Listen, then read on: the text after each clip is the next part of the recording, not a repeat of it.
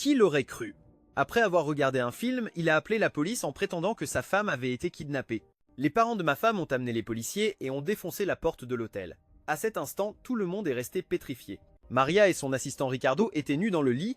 C'était un coup monté pour la surprendre en adultère ou chambre. J'ai appelé mes beaux-parents en faisant semblant de paniquer et j'ai dit « Beau papa, belle maman, Maria a été enlevée. Elle est dans un hôtel de la rue Rio Bravo.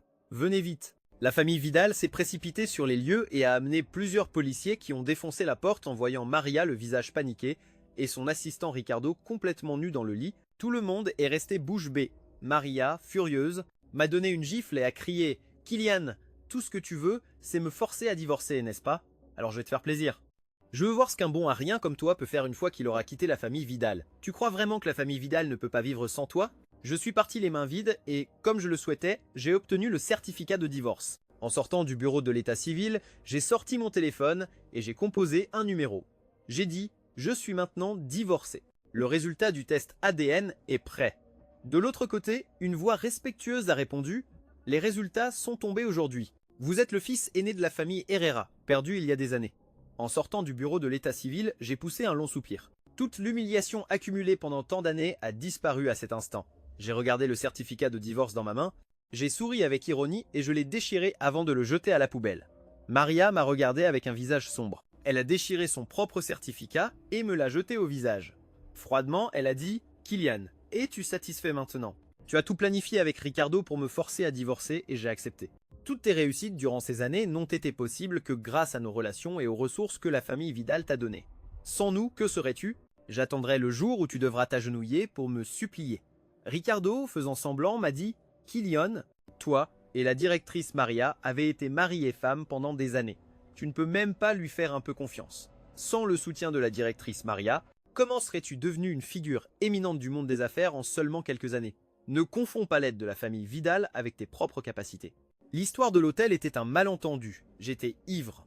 La directrice Maria m'a emmené à l'hôtel. Je lui ai vomi dessus et juste au moment où nous enlevions nos vêtements pour nous nettoyer, tu as fait éruption.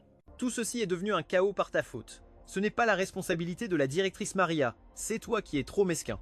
À peine athée, il finit de parler que je lui ai mis un coup de poing en plein visage. Je savais que Ricardo voulait me provoquer et il a réussi. Avant, Maria le protégeait et chaque fois que nous nous disputions, elle prenait toujours son parti, peu importe qui avait raison, et elle m'obligeait à m'excuser. Cela rendait Ricardo de plus en plus arrogant, mais maintenant que j'étais divorcé, je n'avais plus besoin de le supporter. Ricardo s'est pris le visage entre les mains et est tombé en sanglotant. Bien qu'il ait l'air d'avoir mal, ses yeux me regardaient avec moquerie et satisfaction. Pour lui, que je le frappe en public, c'était sûrement. Mettrait Maria en colère. Et comme prévu, Maria a rugi de fureur. « Kylian, es-tu malade? Je t'ai dit 1000 fois de ne pas le toucher. Pourquoi continues-tu avec cette mauvaise habitude? Excuse-toi immédiatement ou je ne te pardonnerai jamais. » En disant cela, elle a levé la main pour me gifler. J'ai attrapé son poignet et l'ai repoussé brusquement. Maria a trébuché et a failli tomber par terre. Elle m'a regardé incrédule, encore plus furieuse. « Kylian, oses-tu me résister ?» Sans la laisser finir, j'ai crié « Mademoiselle Vidal, reconnaissez votre position actuelle. Vous n'êtes plus ma femme. Pensez-vous que je doive encore vous tolérer? Toutes ces années, sans importer à quel point vous me traitiez mal, je vous ai toujours comblé. Je vous ai aimé profondément, trop humblement. Vous ne vous êtes jamais soucié de mes sentiments. Vous avez profité de mon amour pour piétiner ma dignité. Maria, l'amour ne peut pas être maintenu par la soumission d'une seule personne. Quand je t'aimais, tes paroles étaient des ordres. Maintenant que je ne t'aime plus, pour qui te prends-tu? » Maria est devenue pâle de rage. En me voyant partir, elle a crié « Kylian, arrête-toi! Si tu pars maintenant, crois-tu que je n'oserais pas aller épouser Ricardo immédiatement? Et même si tu le regrettes plus tard et que tu t'agenouilles pour me supplier, je ne te pardonnerai pas. » Sans tourner la tête, j'ai continué à marcher, j'ai levé la main et j'ai dit à voix haute « Je vous souhaite 100 ans de bonheur et d'avoir des enfants rapidement. Je ne regarderai pas le passé, je ne négocierai pas l'avenir. J'ai déjà payé tout ce que je devais à Maria. À partir d'aujourd'hui, nous n'avons plus rien à voir ensemble. » Je suis sorti du bureau de l'état civil, j'ai pris un taxi en direction du manoir de la famille la plus riche, la famille Herrera. Les résultats ADN étaient déjà prêts. J'étais le fils aîné perdu il y a des années. J'ai grandi dans un orphelinat. J'ai toujours désiré avoir une famille, rêvant que mes parents biologiques apparaissent un jour. Je n'imaginais pas qu'à mes 25 ans cela deviendrait réalité. En route vers la famille Herrera, je me suis souvenu de ce que j'avais vécu toutes ces années. À 10 à 8 ans, je travaillais et j'étudiais en même temps. C'est là que j'ai rencontré Maria, une fille riche. Le cliché de la fille riche tombant amoureuse du garçon pauvre m'est arrivé pendant toute l'université. Elle a beaucoup pris soin de moi, quand je n'avais pas d'argent pour manger ou payer mes frais de scolarité, elle m'aidait. Beaucoup de gens se moquaient de moi en me traitant d'entretenu. J'ai enduré, déterminé à leur prouver que je ne décevrais jamais Maria.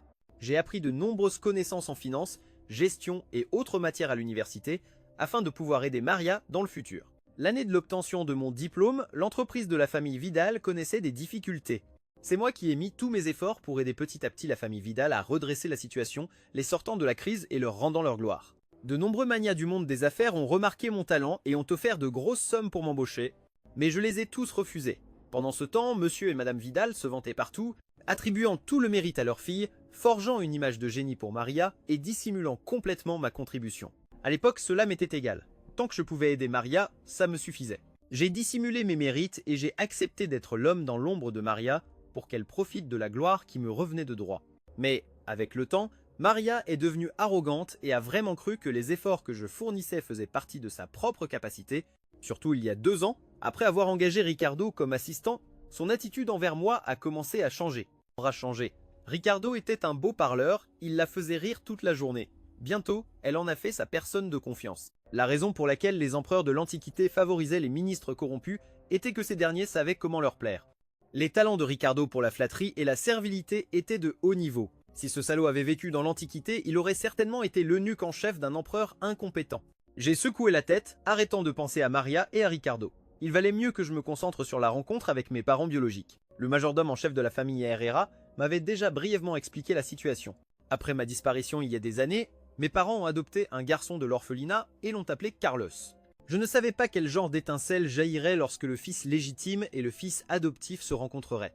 Moi aussi j'avais lu quelques romans et nouvelles sur le thème du vrai fils contre le faux fils et j'avais déjà préparé quelques stratégies pour ces prétendues luttes intestines avec le fils adoptif. Mais lorsque je suis entré dans le manoir de la famille Herrera et que j'ai vu monsieur Emilio, madame Sofia et Carlos, je suis resté perplexe.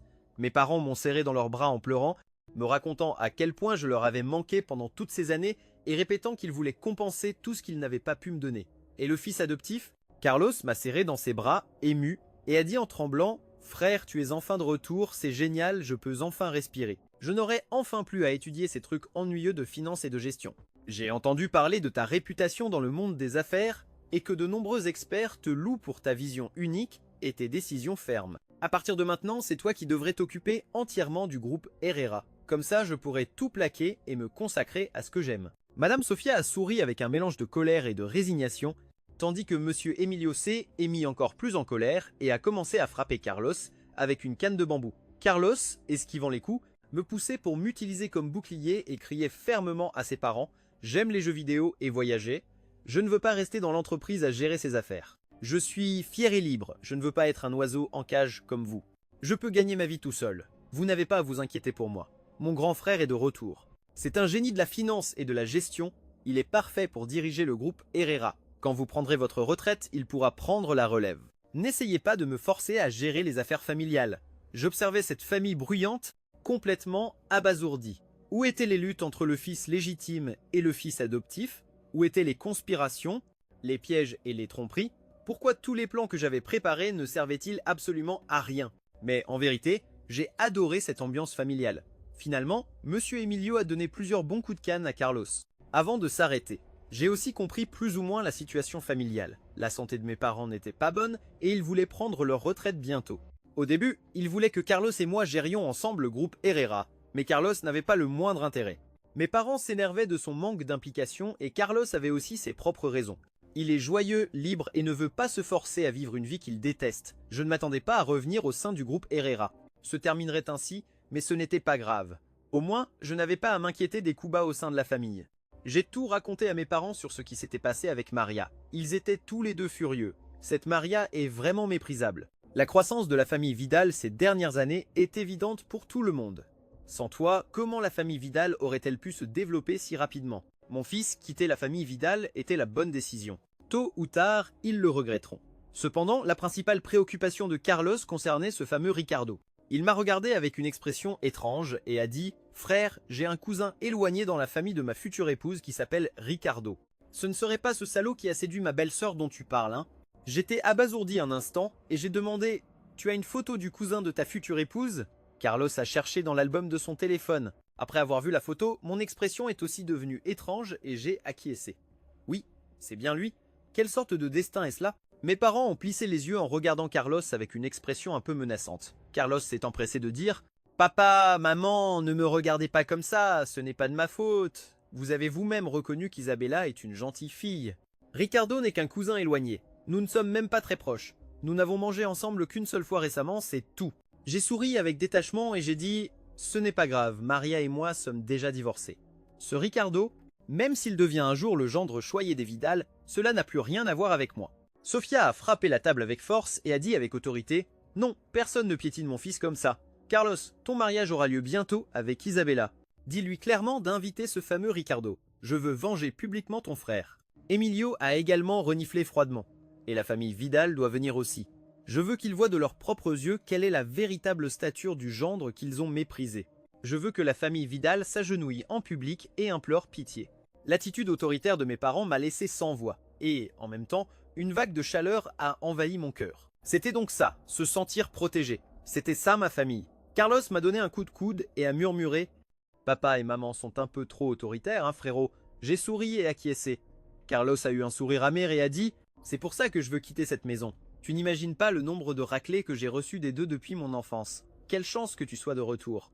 Enfin, il y a quelqu'un pour partager les foudres avec moi. » Je lui ai donné une tape sur l'épaule en souriant. « Frère, tu es trop naïf. Papa et maman sont âgés maintenant. Leur santé n'est plus ce qu'elle était. Ils ne frappent plus aussi fort.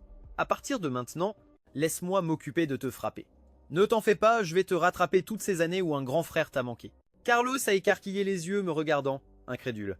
L'affaire de mon divorce avec Maria a été ébruitée par certains médias.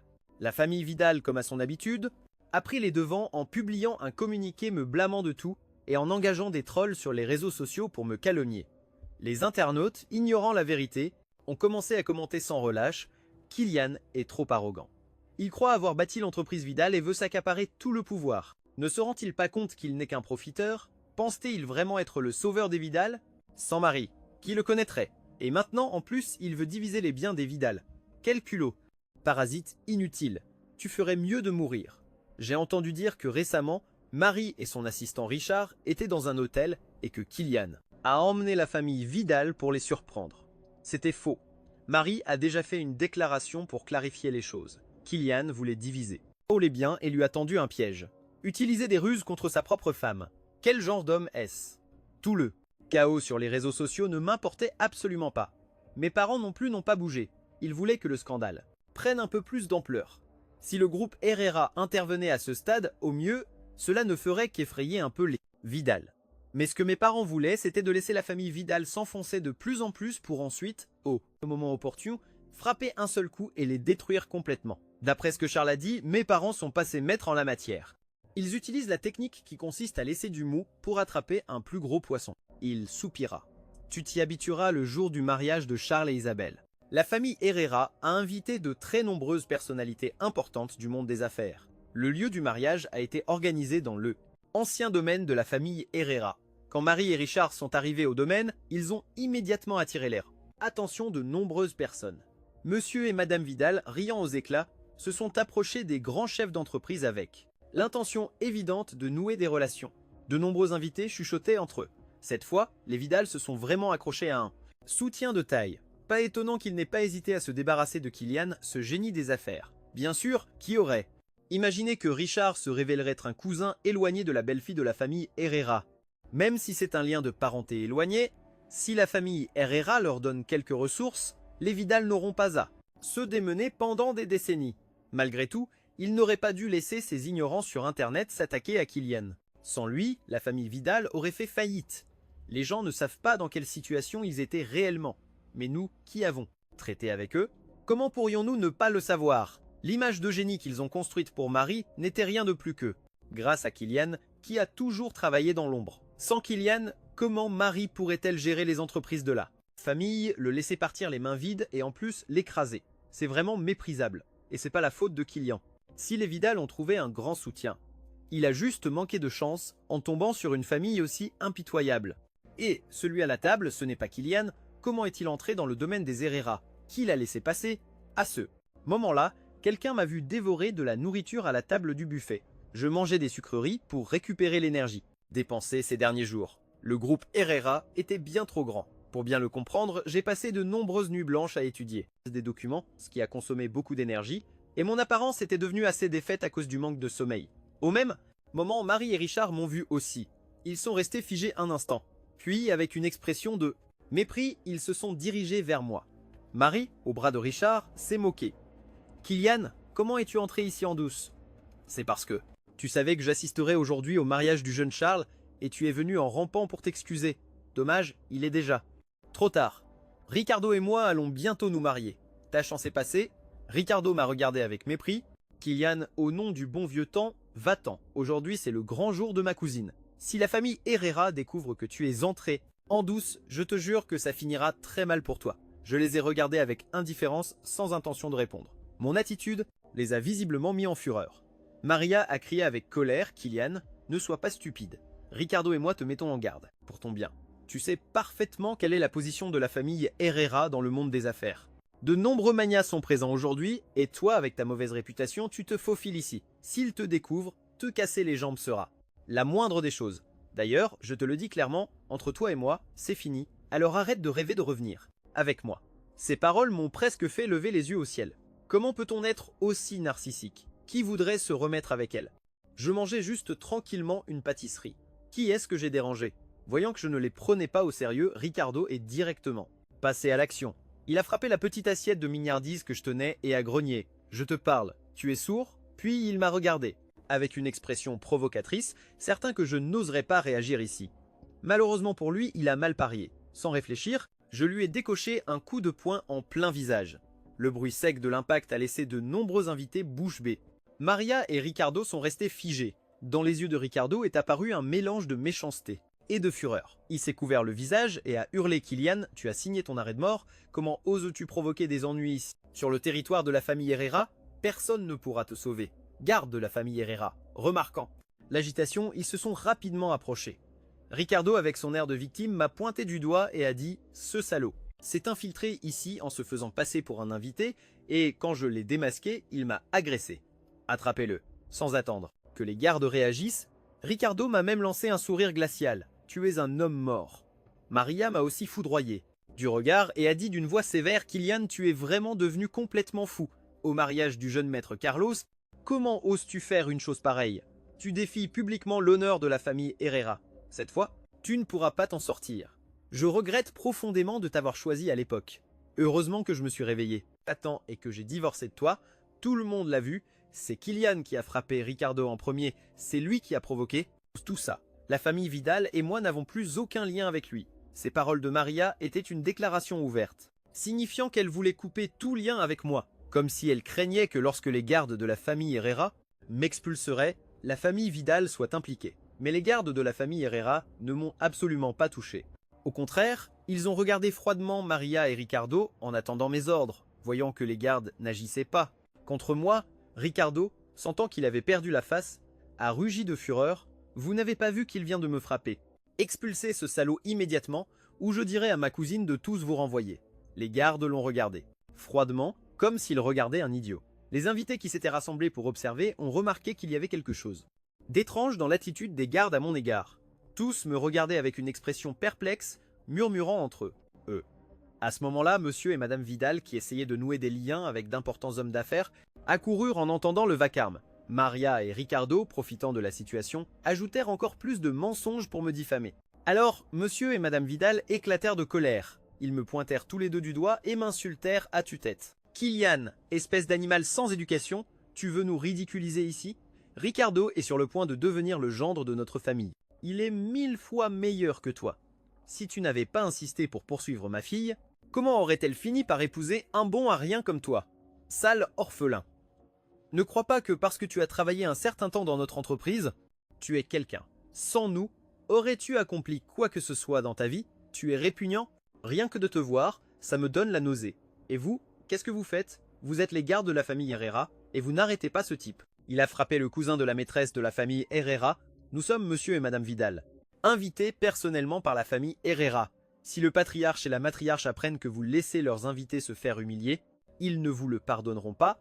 Monsieur et Madame Vidal se montraient extrêmement agressifs, s'appuyant sur le fait que la cousine de Ricardo était précisément Isabella, la protagoniste du mariage. Mais même face aux insultes, les gardes de la famille Herrera restèrent indifférents.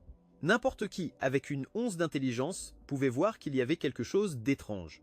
Juste à ce moment-là, Carlos arriva avec Isabella, les protagonistes du mariage faisant leur apparition.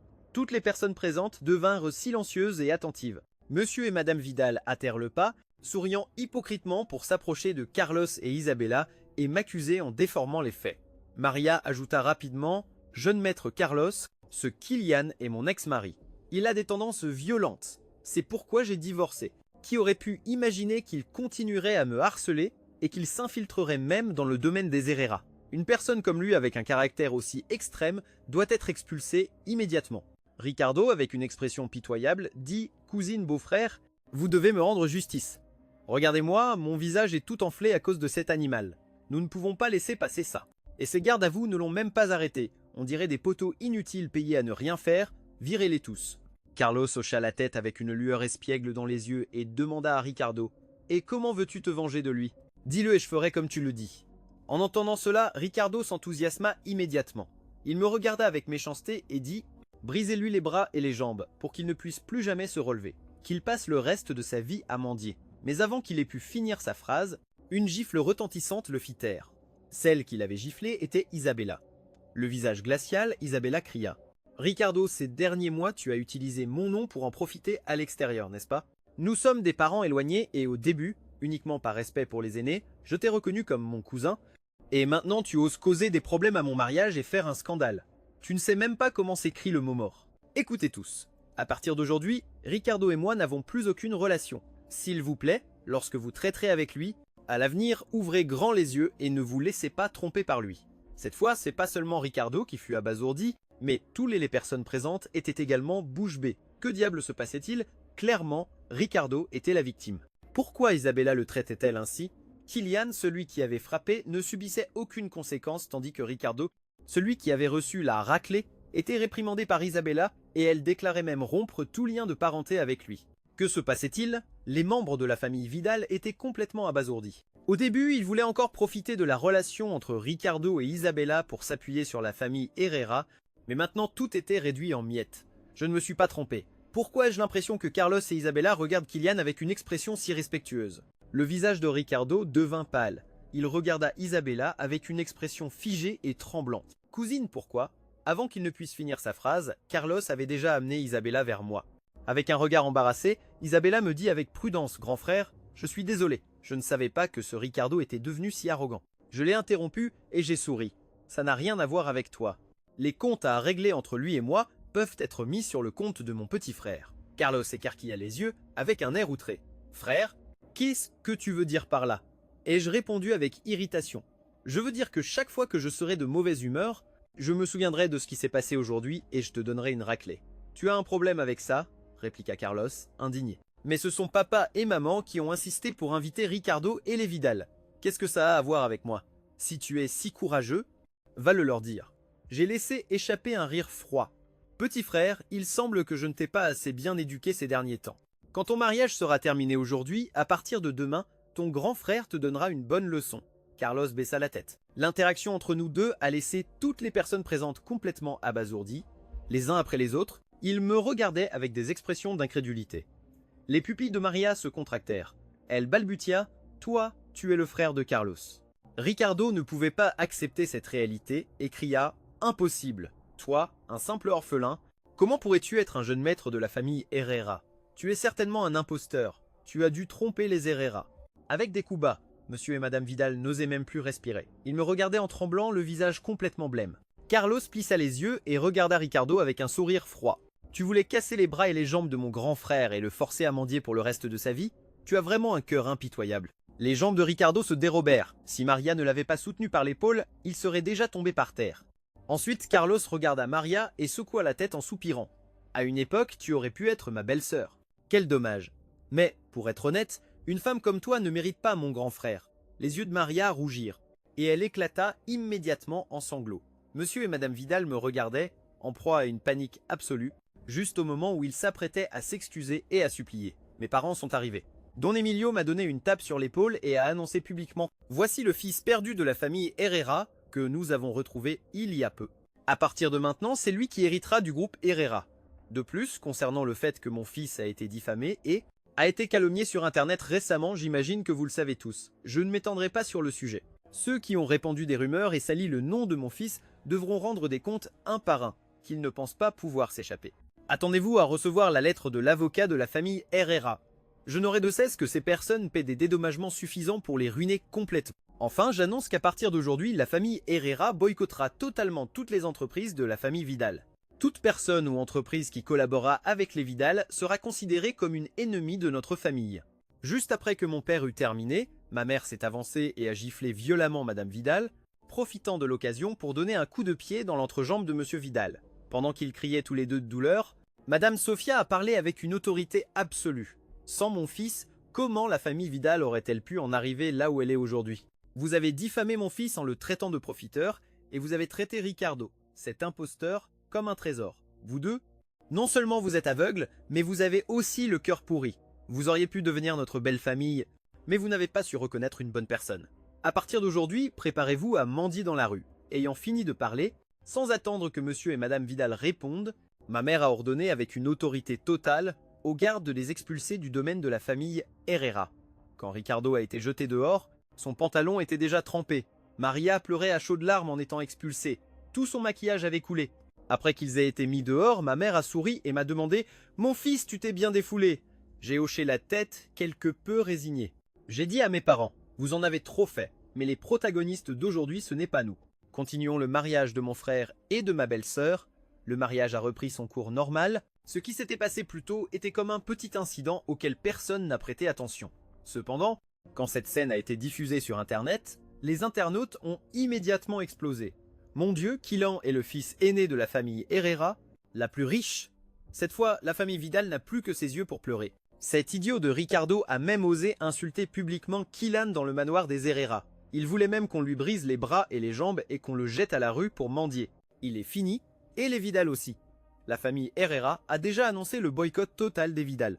On dit que les partenaires de la famille Vidal se sont déjà empressés de couper les ponts, mais la plus malheureuse, c'est Maria. Elle aurait pu être la jeune dame de la famille Herrera et a fini par ruiner ses propres chances de gagner. Regardez, ces streamers et médias qui diffusaient auparavant des rumeurs et calomnies sur Kylan sont déjà sortis du bois pour s'excuser publiquement. Leur attitude est si sincère que ça en fait peur, c'est pas du repentir, c'est de la terreur.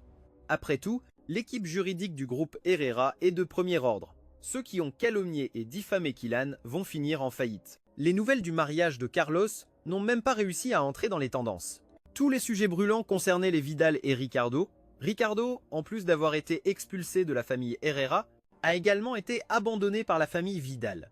Il s'est saoulé pour noyer son chagrin, a provoqué un scandale dans la rue en insultant tout le monde. Tous, cette même nuit, il est tombé par accident et s'est cassé les bras et les jambes, il a même perdu toutes ses dents. Désespéré, il a appelé la police en accusant quelqu'un de l'avoir frappé, convaincu que j'avais envoyé quelqu'un, mais il n'y avait aucune preuve. Cette nuit-là, il était complètement ivre, et la zone du parc où il criait n'avait pas de caméra de surveillance. L'affaire a été classée comme un mystère non résolu. Ricardo a fini par devenir un invalide, mendiant dans la rue. Peu de temps après, incapable de supporter les regards froids du monde, il a sauté dans la rivière et s'est suicidé. Au milieu des moqueries des gens, les affaires de la famille Vidal ont été absorbées et bloquées les unes après les autres. Les partenaires ont retiré leur capital, provoquant la rupture de leur chaîne financière. Il n'y avait aucun moyen de la sauver et ils ont seulement pu se déclarer en faillite. On dit que le jour où l'entreprise a fait faillite, monsieur et madame Vidal, furieux, ont subi un accident vasculaire cérébral en même temps et ont été hospitalisés, et rien de tout cela n'avait plus de rapport avec moi. Depuis le mariage de Carlos, j'ai commencé à prendre en charge petit à petit le groupe Herrera, occupé jour et nuit sans avoir le temps de me soucier des Vidal et de Ricardo. Un jour, Carlos est venu à mon bureau et m'a dit que lui et Isabella étaient sur le point de partir en lune de miel. Je l'ai regardé avec résignation et lui ai dit « Papa et maman ont pris leur retraite et sont partis en voyage. Et toi, petit morveux, tu ne t'occupes de rien non plus à la maison. Tu me laisses travailler comme un forcené. Tu te fiches de moi ?» Carlos a ri et a dit « Celui qui a les capacités travaille plus, mon frère. Souffre un peu plus. Quand tu te marieras et que tu auras des enfants, tu pourras former ton héritier et prendre ta retraite tôt comme papa et maman. » Ah, au fait, les jeunes filles de bonne famille qu'Isabella t'a présentées, et celles que papa et maman t'ont recommandées, ne sont pas mal du tout. Pourquoi n'es-tu sorti avec aucune d'elles? J'ai soupiré en me massant les tempes. Je ne veux pas tomber amoureux maintenant. C'est trop ennuyeux. On verra plus tard. Carlos m'a regardé avec une expression étrange et a dit « Mon frère, ne serait-ce pas que Maria t'a laissé si blessé que jusqu'à présent tu n'arrives pas à l'oublier? On dit que le meilleur moyen d'oublier un amour est d'en commencer un nouveau. » Avant qu'il n'ait fini, j'ai pointé la porte sans le regarder et j'ai dit « Dégage !» Carlos s'est mis à rire. « D'accord, d'accord, je m'en vais. Mais avant de partir, je te préviens. Maria est juste devant l'entreprise. Elle dit que si tu ne la vois pas, elle continuera d'attendre. » Sans me laisser répondre, Carlos a disparu aussitôt. J'ai froncé les sourcils, je me suis levé et je me suis approché de la baie vitrée pour regarder en bas. Après un long moment, j'ai poussé un soupir et je suis sorti du bureau. Devant la porte de l'entreprise, Maria portait une robe jaune pâle, maquillée comme une étudiante fraîchement diplômée. Dans ses mains, elle tenait un bouquet de fleurs, sans prêter attention au regard curieux des gens autour. Elle me regardait, fascinée, alors que je sortais de l'entreprise, avec un sourire radieux sur le visage. Je me suis tenu à 2 mètres de distance, la regardant calmement. Les yeux de Maria étaient gonflés et rougis. Elle a souri et m'a dit « C'est la robe que je portais le jour où tu m'as demandé en mariage. » Tant d'années ont passé, mais elle n'a pas beaucoup changé, n'est-ce pas? Je n'ai pas répondu. Elle a continué. « Kylian, tu te souviens de ce que tu as dit quand tu m'as demandé en mariage? Tu m'as promis que tu me traiterais toujours bien. Tu m'as promis que nous serions ensemble toute la vie sans jamais nous séparer. Avant, j'ai été trompé par ce salaud de Ricardo, c'est pour ça. J'ai fini par te faire du mal. Je sais que j'ai eu tort. Peux-tu me pardonner? Recommençons à zéro. À partir de maintenant, tout ce que tu me diras de faire, je le ferai.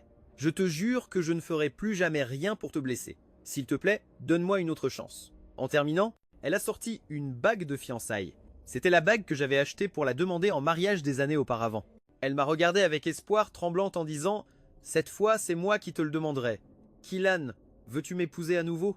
À peine avait-elle fini de parler, elle s'est agenouillée devant moi. Je me suis immédiatement écarté sur le côté, la regardant calmement, et je lui ai dit d'une voix forte « Il y a des choses qu'une fois perdues, on ne peut plus récupérer. Tous les désolés ne peuvent pas tout arranger. Maria, nous avons déjà divorcé. Au moment où tu as choisi Ricardo, notre amour a pris fin. Arrête de vivre dans le passé. Moi, celui d'avant, je t'ai profondément aimé, mais maintenant, je ne t'aime plus. À partir d'aujourd'hui, tu ne feras plus partie de mon monde. N'interfère plus jamais dans ma vie. » Les larmes de Maria coulaient à flots. Elle a fait 2 pas vers moi, voulant dire quelque chose de plus. J'ai reculé de 2 pas et je lui ai dit calmement « Adieu, nous ne nous reverrons plus. » Sans attendre sa réponse, j'ai tourné les talons et je suis parti.